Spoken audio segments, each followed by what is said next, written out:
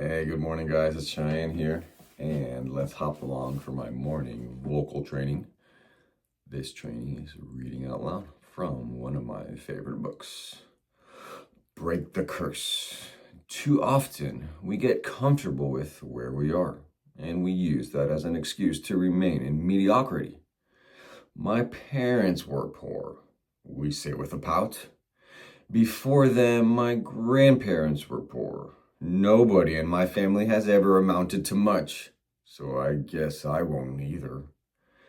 Do not believe that lie. He wants you to go further than your parents ever went.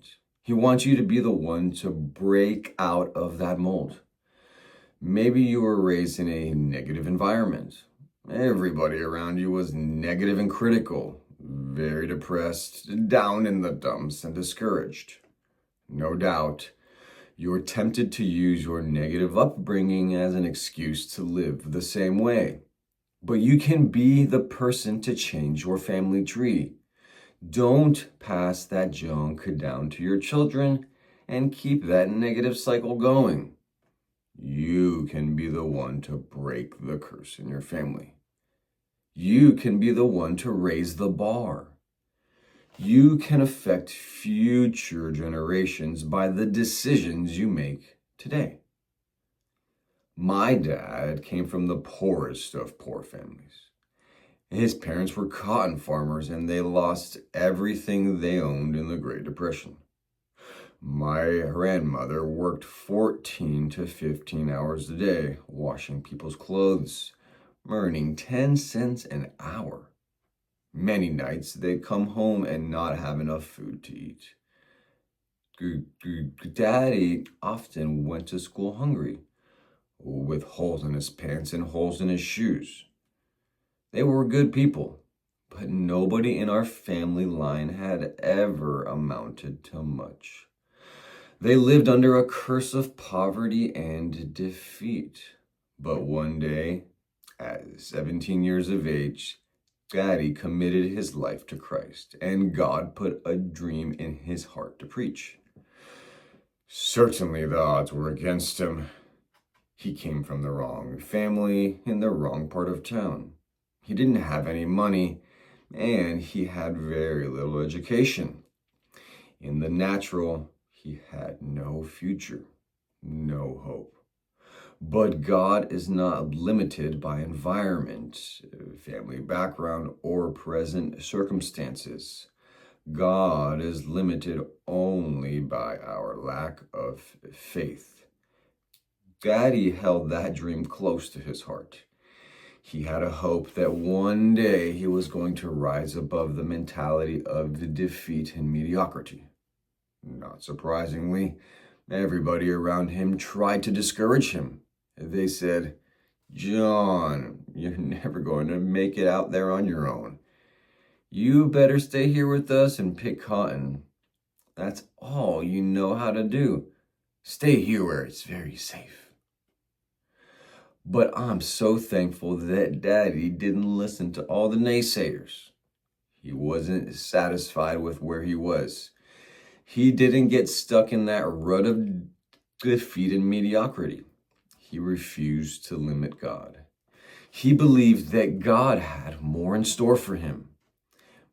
And because he stayed focused on that dream and was willing to step out in faith, because he was willing to go beyond the barriers of the past, he broke that curse of poverty in our family. Now, my siblings and I, and our children, grandchildren, even our great-grandchildren are all going to experience more of the goodness of God because of what one man did. We affect generations to come with the decisions that we make today. If you're not experiencing God's abundant life, let me challenge you to believe for more. Don't merely sit back and accept the status quo. Don't travel the road for the next 50 years and end up at the same place you're at today. Make a decision to rise out of that rut. Don't simply settle for what your parents had. You can go further than that.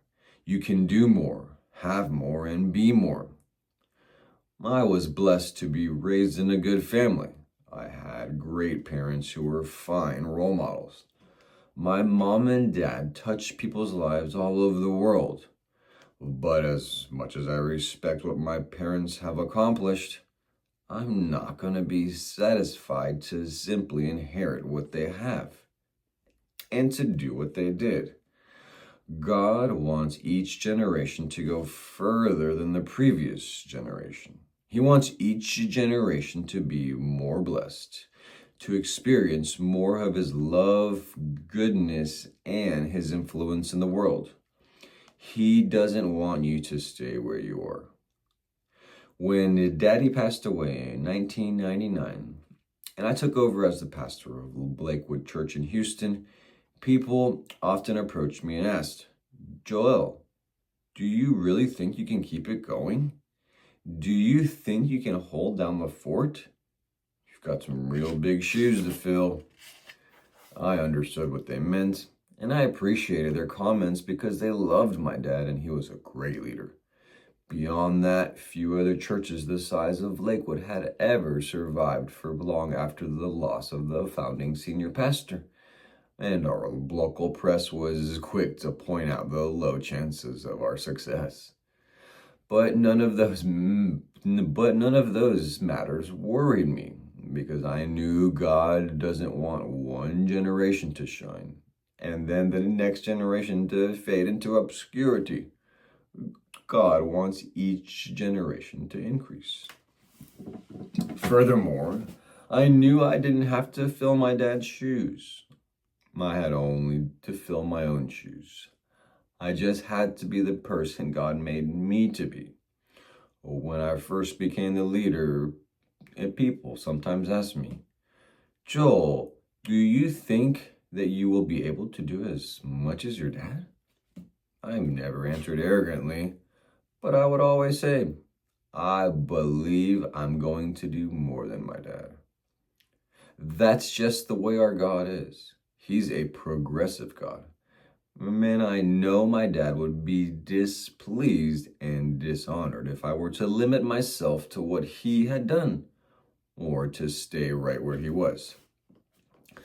My dad brought our family from nothing to where it is today. When he started ministering, he knew little about the Bible.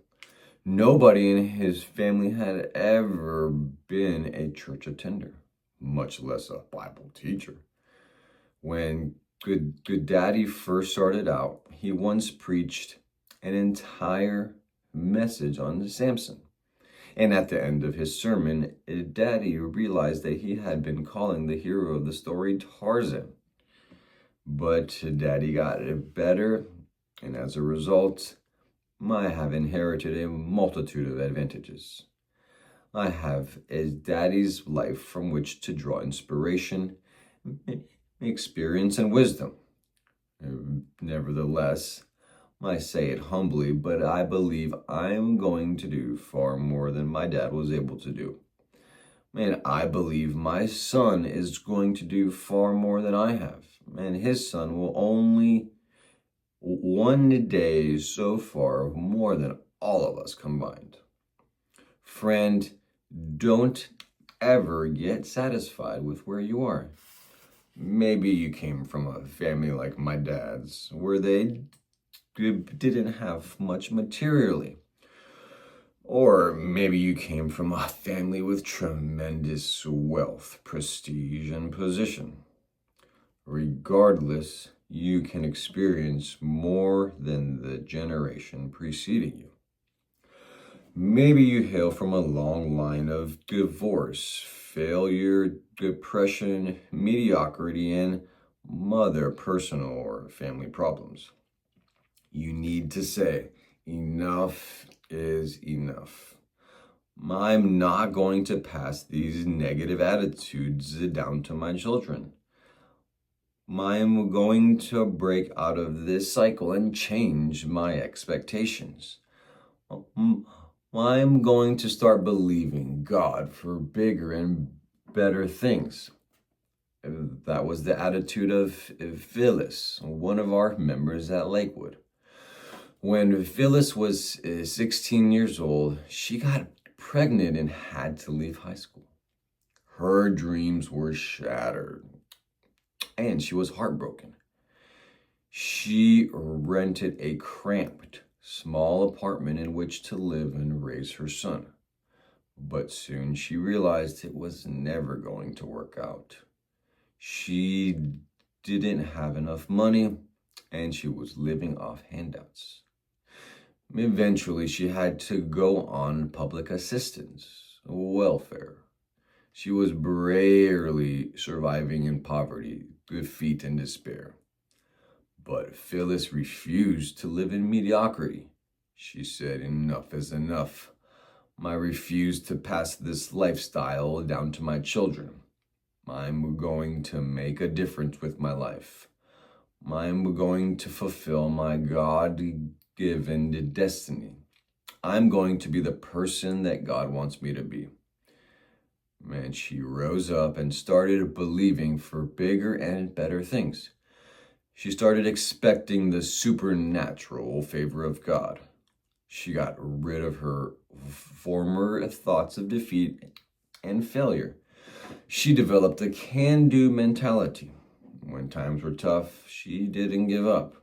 She just kept on keeping on. She did her part, and God did his. Phyllis got a job at a school cafeteria collecting meal tickets. The job paid minimum wage, and Phyllis was thankful for it. But Phyllis wasn't satisfied with that. She knew God had better things in store for her. She had a bigger dream for her life. She did not just sit back and accept the status quo. She decided she wanted to go back to school, and she got her high school diploma, but she still wasn't satisfied. She wanted to go to college. She worked all day at the school and then attended the college classes at night. In just 4 years, she graduated from college with honors. But Phyllis still wasn't satisfied. She went back to school and got her master's degree. Today, she's